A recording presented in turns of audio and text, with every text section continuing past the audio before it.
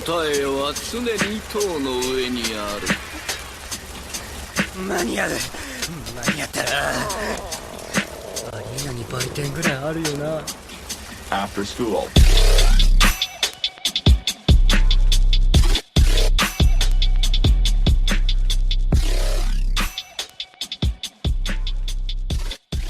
Hey everybody, welcome back to the podcast. Another episode for the Webtoon segment here. And sorry for the delay. We all took a little break on the podcast, but we're back and we're going to get right into it, man. Just real quick, last time I talked about Death Witch for a bit because that was just coming out. The first official chapter is out and I'm just going to keep an eye on it. There's really nothing going on right now. It's like very, very slow build up on that end, so let's just go ahead and get right into this, man. Got a high school.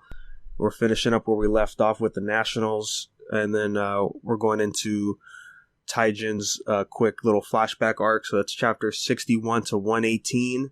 And, man, the second half of this tournament was really fucking crazy. Oh, yeah. One big stand fight, dude. Man, I kind of wish we got ground rules for what these things can do. Every time Jake Tak would attack with his shark fangs and they would pierce people, and I'm like, okay, so are they stabbed for real? Or like, cause like, is this like an anime thing? Like, what's going on? I have to think it was maybe like maybe he just didn't want to draw Tyke just beating the fuck out of everybody. Cause I remember at one point he's like, I'll eat you. When Mori was fighting him and you saw the spikes coming out of him, like, okay, so are they piercing him? Cause some of them did, and like you would see the actual shot, and then other times it's like, oh, it's just some anime bullshit. Okay. I guess it's like, I don't know how it is for you, but for me it's like I kind of take it and give it back as I like what makes sense, you know. I forgot who it was. I think it was I don't know who it was. One of the commissioners, with the one with the Joker. Oh yeah. When he first activated it, when he first saw that shit, I'm like, okay, that makes sense. Like, they really didn't though, because the homie just brought a scythe out of nowhere, you know. Yeah. So and me, I'm just. Like, in my imagination, those are just his hands, right? So he just, like, chops like a motherfucker to the point where it feels like a slice, you know? Like with Tak, like, I feel like with each, like, Megalodon tooth you see, I think that's, like, him, like a piercing punch or some shit. I don't even know, dude. Something martial arts. But then when it got really, really fucking anime at the end there, it was like, I kind of just let everything just fly as it goes, because there's no, like, real way to explain what's going on without anime involved. Yeah, man, that final fight with him and Mori was just... I was like, are we ending the series right now, guys? Because for real. It just kept going bigger and bigger in scale. Like, he just kept transforming, like, I think, like, 2 or 3 times. That has to be my one complaint for this arc, is, like, the ending just felt so ridiculous. I appreciate the fights in the tournaments because those are really good and we get to see where our characters are at. And then we cut back to what's really going on outside of the tournament with all the big players and seeing how big of a scale that is. And then when the both kind of collided, I don't know, it felt like too much is happening right now. Oh, definitely. I mean, that like you said, are we ending the series right now? Because that's some endgame shit, you know. Like Endgame being like series finale type shit. Neither of you like the Coliseum fight with Jagal?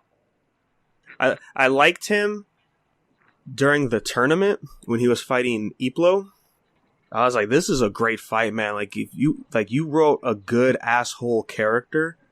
Oh yeah. And just to see him get his ass kicked in this tournament, and then, you know, doing the build up in the flashbacks with that tournament and too, like, that was really good stuff. But once he ate the key and then he transformed, that's where I kind of just like took a step back and was like, okay, like we're kind of just rushing this weird intense fight right now. I think everything else before that was really great though. Like, especially like after he lost in the Nationals tournament, he sort of just ate himself, and then he started pulling out everybody's stands and fighting like that. That was pretty cool. Yeah, Tam, I would say Tam is definitely my favorite power so far, but it was like, you know, if you know, like from from everything that we got from the dialogue, it was a power that was given to him.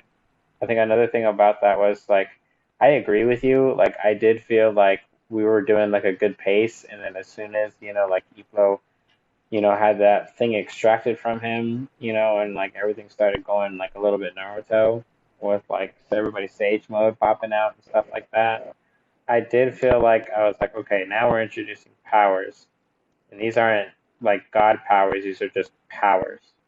We were talking about basically like stuff like Hadokens and like Getsuga Tenshos, and now instead we're just like summoning like literally like our Sage forms. Freaking gods and Lubu and shit, Yeah, dude, freaking yeah. Both fights with Park, like when he fought Mori, that was really great stuff. And then he turned into this, and when he transformed into a fox, like that just picked things up even more. It was good. It was good pacing for a lot of it. And see, I feel like every time he tries to bring something new in, it's a little rough when you hop in, because Dawi explained how to get your borrowed power like from a god, and he's just like, yeah, you just pick it. And I was like, what? You just pick it? Yeah, because that wasn't the same case for Mira, right? Like Mira had hers like preemptively like decided for her, like right, like Lubu. I guess it's implied that she picked that person for a reason, for her to have a her stand. And see, it was weird too, because when Daiwi said like, well, actually, I wanted this person who was like one of the top people in his karate division, but what do you say? He's like, oh, but somebody already is using him. I was like, so this is kind of like how Shaman King worked with their stands. It was just like, it's an actual spirit, and it's like you have to choose it, and they'll choose you, type of thing. Yeah. Some bullshit is what it smells like. Once Taik started like shooting out all these other borrowed powers when he was fighting Mori, and then you just see like these Magic the Gathering type of designs, right? Like that 6-legged thing, and he had like angel wings and a demon skull, and I was like, okay, like what is this supposed to be? He's like, we're just going abstract, huh? Oh, definitely. And like even more so when the gods, one by one, like you see a god, right, and then you just see like more and more just come down. God is like a certain limit, like you have to like be at the god's level or surpass it. And the fact that you see, like, they call this thing a god, I'm like, all right, cool. Like, somebody has to surpass that. And then you see more of them come out, and I'm like, okay, well, maybe this is, like, the next regular enemy, just fighting angels and shit. I can't wait to see how it plays out, man, because it's crazy. Like, you already got... Yeah, I went too far. But, yeah, like, it's crazy, dude. Yeah, man, I was like, oh, somebody watched Evangelion. Straight up. That's what I thought. I was like, I heard angels. I was like, oh boy, here we go. I'm like, This is EOE going down, man. All right. Yeah, the ending part was crazy when it's like, oh, here's a new enemy coming in with what you're saying, like here's like a new threat basically that nobody's really seen. It's like, oh, like I thought. Like, there was a line where it says, like, oh, you guys simply borrow powers from gods. And I was like, oh, is he going to say we create gods? And it was sort of like that. At first, when I was like, okay, now the scale is set, right? We understand what's really going to be going down. Right. And then all of a sudden, Mori wakes up, quote unquote, and it turns out that he's literally Sun Wukong. Literally. And the moon has a base that had his staff. Right? Yeah, the back of the moon. The back of the moon has like the whole like scaffolding and stuff like that supporting like the back. Like it just really makes you like curious about what war happened and to what point he was like defeated. Like what the fuck happened? Geez, like that shit looks huge, and it just like went straight through the moon, straight into the earth. It's so anime. Super anime, bro. First thing I thought of, I'm like, whoop! Oh, okay, that's a poll. This is anime. This literally Son Goku, Sun Wukong.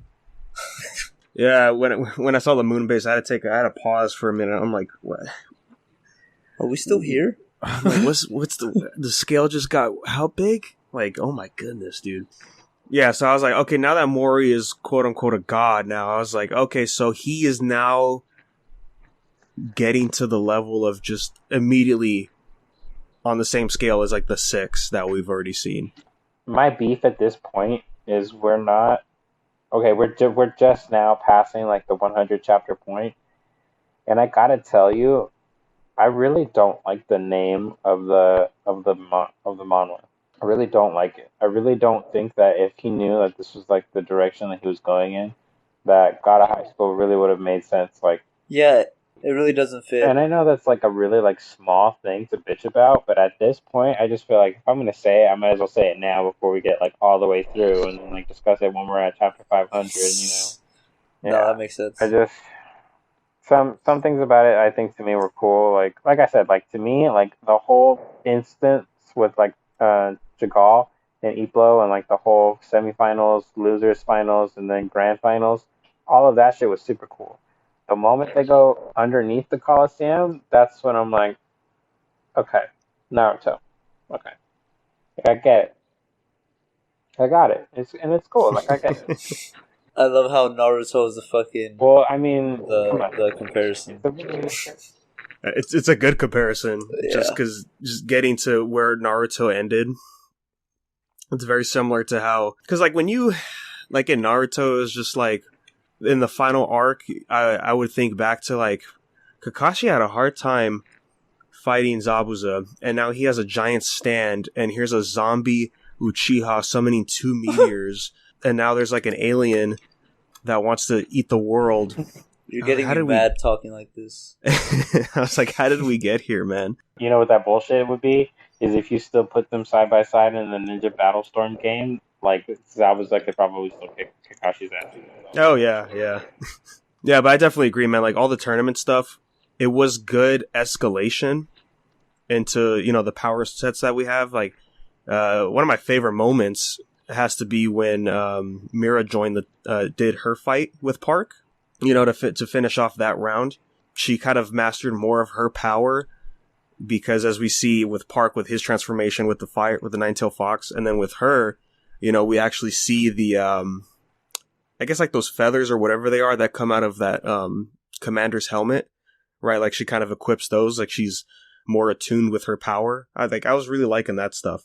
All the stuff before Jagal ate the key, I think, is good because when Dawi was fighting that Bruce Lee girl, like that was some good stuff too.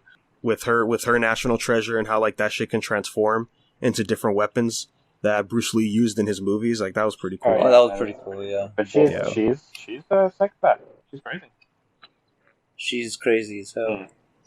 And see, man, like I think that's why I was kind of bothered with the ending too, is because we don't have enough explanation for what's already established, right? Like national treasures, like we just know that's a thing. But I kind of want more information on those because she just has one just because it's already established, it seems to me like they just kind of... And I'm going to tell you, it's something that I really catch a lot on when I can see like that we really dive into manhwas that have a lot of content already, is that they kind of just pretty much use these things as a point of reference in their story, like a plot device, and then that's it. They just keep moving forward with it. And then eventually, I'm sure they'll revolve back to it, but that's only because they're going to add something to it, you know?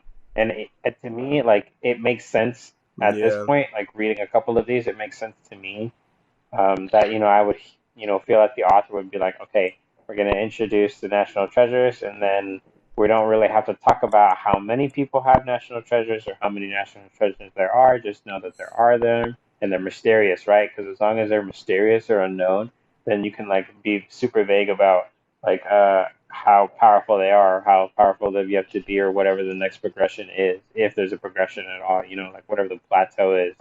Yeah, I think this is still during the time when this is like pre-Webtoon stuff, I still think, so yeah, like Wild Wild West shit before people were like, actually, let's settle down, let's actually go this route in the story type of when deal. It was lawless.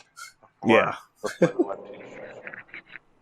Another thing with Mori that I find, like, I think Mori's cool, like, his fights are great, but, like, and then he went, like, freaking Kaioken Ultra Instinct bullshit, right? He's like, well, I'm just gonna use both, I'm gonna quadruple my power take the limiters off. I can't feel anything. At the end of the fight, I thought his damage was going to be more severe.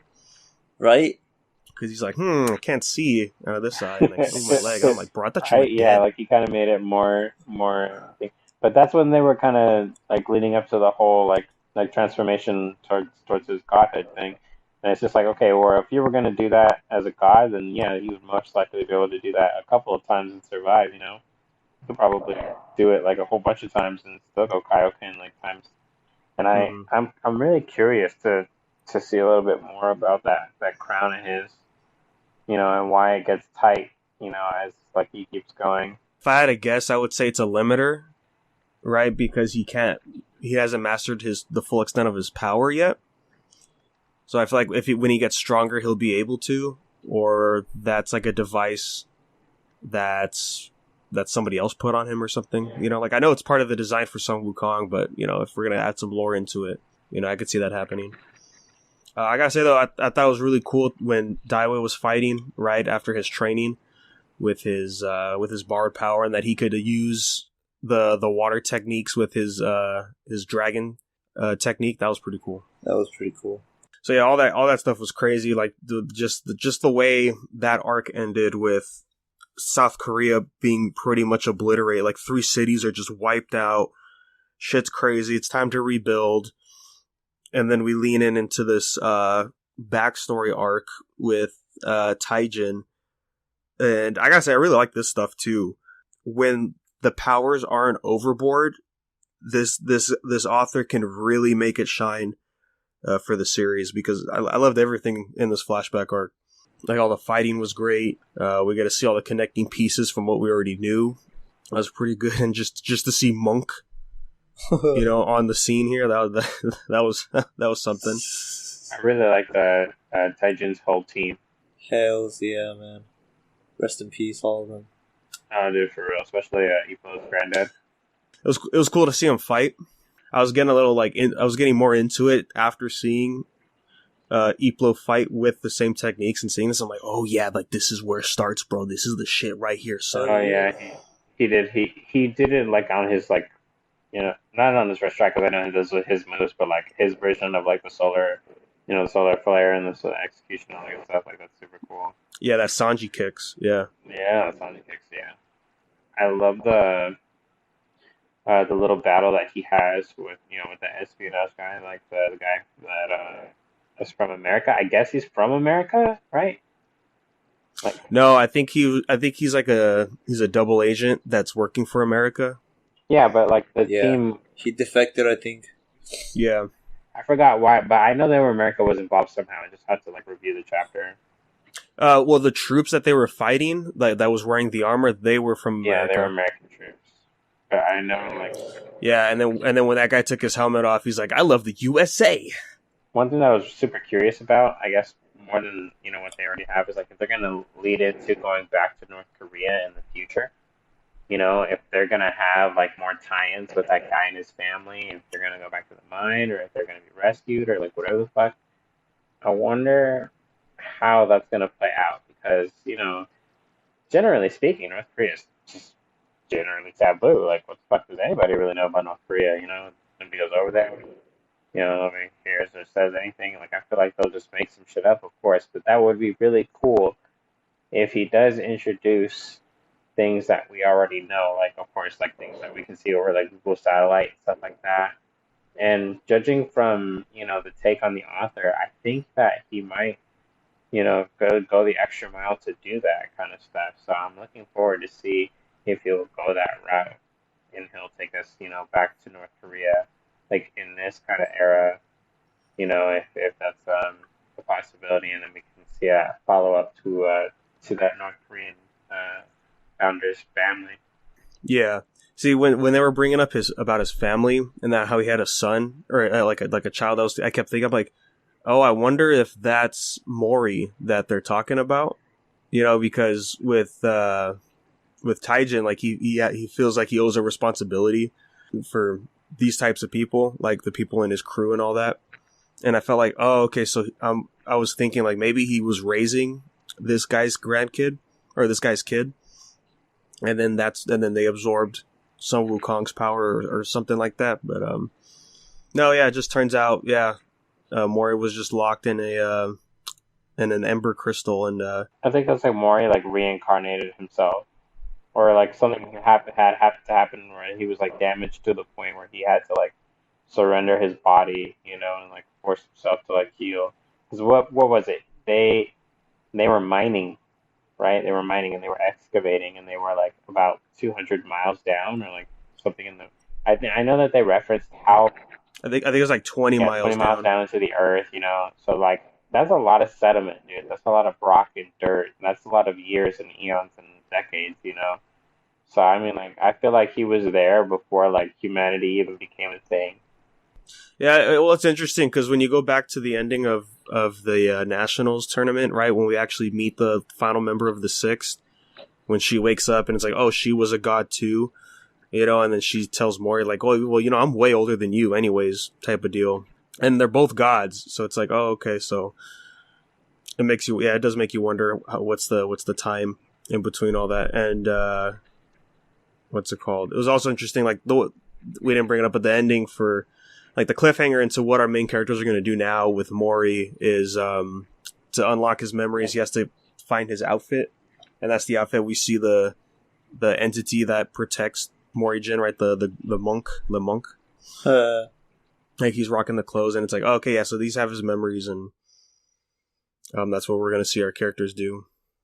Yeah, so I don't know, it's interesting, man, because at the end of this arc, we see that Mujin Park was also captured, and he was able to talk to Taijin, and then like Taijin's kind of explaining this stuff, and I feel like it's all going according to plan on Mujin Park's side, right, to get captured like that.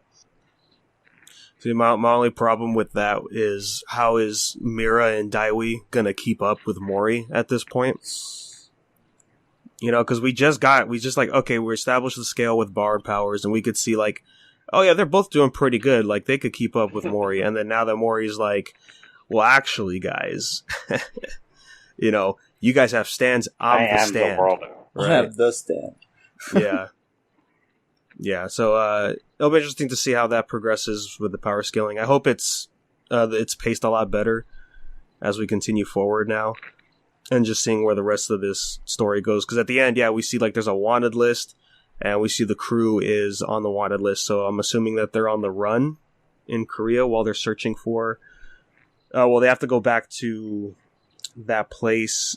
That the god said is where Mori's clothes are probably at, which is like his place of birth. Did we talk about how Commissioner R ended up betraying everybody? Did anybody see that coming? Because I didn't see that coming. Well, see, I think that's part of Mujin Park's plan, because he tells him before the flashback arc is like, you know what you have to do, or like, like we have to make up this plan. And then the next time we see him, it's like Mujin Park's captured. R is over there, on this religious side, and he's kind of like helping them with him becoming like the new president of South Korea and all that. I feel like it's all going to his plan. The leader of the cultists, right? He won. Yeah. Overall, though, it was really solid stuff. All the fights were great, man. The way each frame is drawn for each hit was really good stuff. Especially like when the art sort of changes towards the end when Mori's just kicking Jagal's ass, right? Like the lines are getting more sharper, and there's like more contrast going in there. You could feel the wind rush with each kick. Yeah. She was crazy. Really like those moments where you can like frame for frame and then like get really absorbed into the novel. It's almost like all of the surroundings like besides you in reality kind of like blur and melt down, and you can just focus on what's happening. It's like you're actually there looking into the fight. I can't wait till this part gets animated, but there's probably going to be like a season 2, season 3 thing. No, it's going to be this season. I checked real quick. They're on episode 8 right now for the anime, and I kind of skipped through it. And it ends with them celebrating Mori's birthday, and that was chapter 60. That's where we ended last time's episode. So at the pace they're going, I feel like this is going to be the season finale for season 1. Is going to be with Mori defeating Jagal. Oh yeah, and the epilogue would be it. just the whole Taijin thing. Maybe like an OVA or like the start for season 2 or something. But yeah, I'm looking forward to seeing these fights animated for the second half of the tournament for sure. This is definitely, I'm not going to say it's a contender, but it's definitely giving me like the One Piece vibes. Looking forward to see what's gonna go on for the next arc. I'm interested to check it out. Let's get into this Lookism, dude. Holy shnikes, man. It's Just fucking popping off, dude. Chapters 9 through 11 for workers. Like, the fights are great and all that, but what I really like when it comes to Lookism is just the way the story's progressing. On the other end over here with Crystal's dad and Goo and Steven Seagal over here. Yes, sir. Tom Lee. Dude, fucking Tom Lee, dude. Oh man, the way he showed up in the last chapter here for 11. Oh my god. He's just right in the middle of all the boys. This he's like, guy. Oh, so these are the What's naughty going boys. on? Yeah. Correct me if I'm wrong. Tom Lee is the homeless guy, right? The guy who's drunk sitting on the park bench. No. Tom Lee. Yes. Tom Lee? Yeah, no, that is him. When we were introduced to him, yeah, that's how we saw him. For real? No. Shut up. Because that's him when he's all cleaned up. Yeah, he was in the park when we first saw him. Was he the dude just chilling? Yeah. Oh my god. Yeah. I'm about to He's the drunk guy. Yeah, but so he's the head. He's the head of this like security company, basically, that Crystal's dad. But yeah, he's the chairman. Yeah, so he's the head of all the stuff that he's basically working, like the 4 affiliates, right? They're all protected by this company. Yeah, I'm looking forward to seeing what he's going to be doing, man, because he's gonna throw the business to these guys. Oh, dude, yeah, they're gonna fucking get it. I have a feeling that Daniel's gonna have to go into that Ultra Instinct thing. Oh my god, the fact that it's called Ultra Instinct, like I thought Adam was memeing. No, man. Because I was like, oh, it's like Ultra. No, it is Ultra Instinct. I was like, oh, okay, come on, guys. Yeah. Yo, but can we talk about Senior Manager Kim? Dude, Kim he's such a great character, man. Fuck yeah, man. The part where he was looking for his daughter's handkerchief, here he goes again, man. He's making us getting the feels for characters that we wouldn't expect to get the feels for. Because I don't know about you, Oscar, but like when Ollie Wang died in that arc, and then like the post stuff that we learned about him, I was like, damn, look at him. He's making us feel something for this guy. Like this piece of shit character, and it turns out like, oh wait, but it's more than meets the eye with this character, and I was like, bro, I wasn't ready for that. It's so good right now. I'm not saying it's not good right then, but like this whole arc right now is just the one big old like corporation clusterfuck. I really get okay. Look, I don't want you to confirm this for me, but this is the vibe that I get from the reading the latest chapter. I really feel like Gun and Goo are really gonna like fight really quick. I really feel like it. I really feel like that's gonna happen. Yeah, because after their interaction, them talking, Goo's trying to get the info out of Gun and all that. Yeah. Yeah, he's like, you gave me your black badge, gave me your black badge and everything. He's the guy that you picked, huh? He's like, what do you think he's gonna? He's like the guy that you threw away, like the guy that I picked up, or your guy. Dude, yeah. When Goo said it's like, oh yeah, the guy I took under my wing, I was like, that makes perfect sense, dude. Holy shit. Freaking Samuel, man. Oh my god. Just the way, the brutality that he has. Samuel's cold, bro, but he's just like, I'm keeping my time. It is worth to mention that Goo said he has, I think, at least 5 secret friends. And the 2 that we know that of, at least, are Samuel and Logan. Logan? That's be Goo's secret friend? I don't know. Because they met twice. Remember, they met twice. Yeah. I know it doesn't seem that way, but because of that, Logan has a bigger fucking head. Now because of that. He wanted to get Daniel, and then Daniel refused, and he beat shit out of him. Man, speaking of Daniel, dude, the way he's progressing to become more like these guys that are with the 4 affiliates. It caught me off guard having him, like the way his face changed, right? He's like, his face is looking more like Ollie Wang's and like all these other like sadistic guys real, when they fight. Like I thought his eyes were gonna go black, or like like Ultra Instinct shit that he did before. But yeah, to see him now enjoying it, like he's sort of He's stepping out of his character. He's changing. Yeah, man, I love that. I love that character change, dude. You know what it is? I feel like he's really just like the chameleon type of character. He's really just always going to mimic the guy that he's fighting, or like the next person that's stronger that he doesn't know, you know? Like, that's how he perceives strength, I think. Well, if we're being honest, that's how Webtoon authors see strength. Just to go back to God of High School real quick, some of the comments I read, it's like they were comparing Mori to Bam a lot from I Tower. saw that too, yeah. And it's like, what do all three of these characters have in common? They all copy abilities. This is like a recurring trend for these Webtoons. It's like, oh, I'm just going to see this ability or get hit by it once. That's all I need. Yeah. So yeah, I could totally see that with Daniel, what you're saying, Oscar. Yeah, like adapting the personality as well. I haven't been paying too close attention, but I think one thing that he's going to worth mention like really soon is that does he only have these like little character changes only when he's in James's body? You know, we only see like the physical attributes to his personality changes on James's face, but it's really hard to tell on Daniel. Like Daniel, we really see just charisma and like heroicism and stuff like that because he's like a good character, and that part of him is never. But like to adapt that real like I want to say, I guess that violent tendency, I think that's something that only attributes to James, and that's something that's been really subtle and that hasn't been mentioned up until now, and I think that's something that's really going to be big. It's only when he's fighting Samuel. Like, this is the first time Daniel's really changed his personality. When he's Fat Daniel, the only real time that we could see something like that would have to be when he fought Logan. But that was just pure anger for Logan himself, so I don't think that would really count into that kind of stuff. But I don't know, like, the fact that Fat Daniel could still do all the techniques that he knows in his other body, I think there could be something there to that.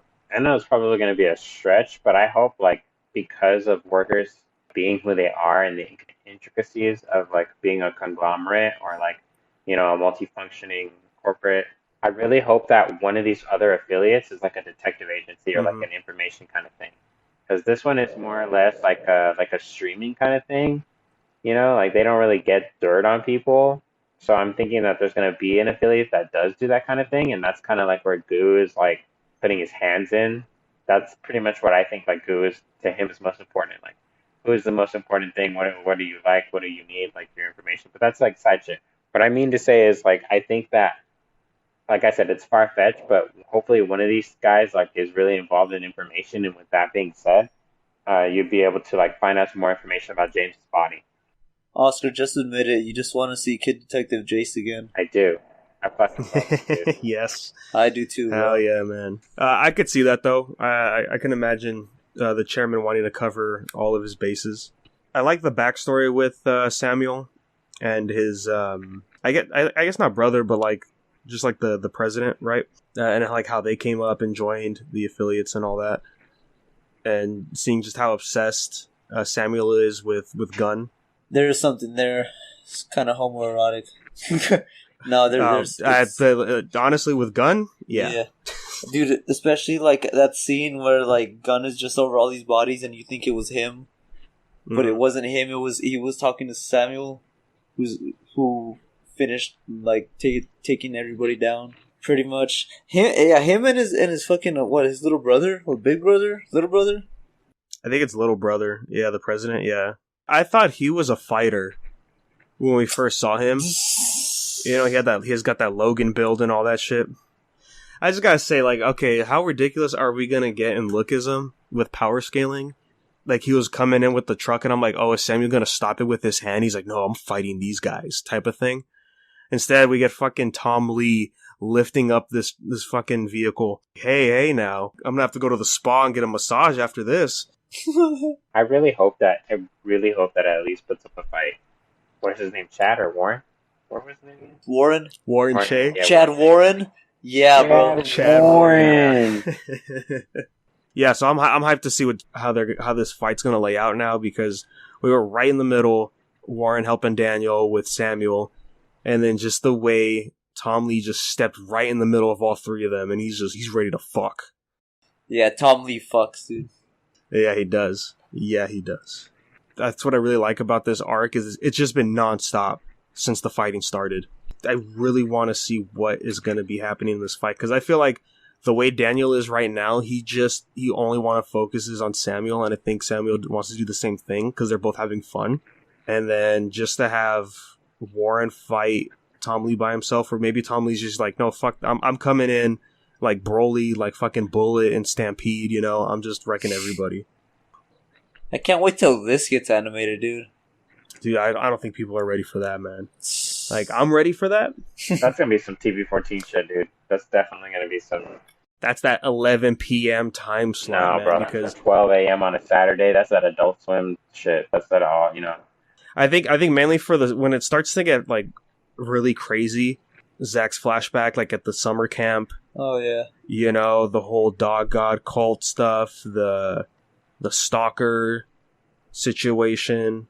Like, all that crazy stuff before it starts to get more serious, that's going to be tough to sell in an anime. But, you know, I say that, and then I remind myself that manhwa that we had for another show, Ariana review, Killing Stalking, that's getting an anime. And from what she said, like, that's a pretty fucked up series. So, if that gets the okay, I think Lookism can get the okay. With that, I think we could wrap up this episode. Remember, you can always email us, unversedpodcast@gmail.com. If you have any questions or comments, let us know what you think of these series. We'd love to talk about it on the next episode. And then you can always follow us anywhere on social media at unversedpodcast. Let you know when new episodes drop. So thanks, guys, and we will catch you on the next episode.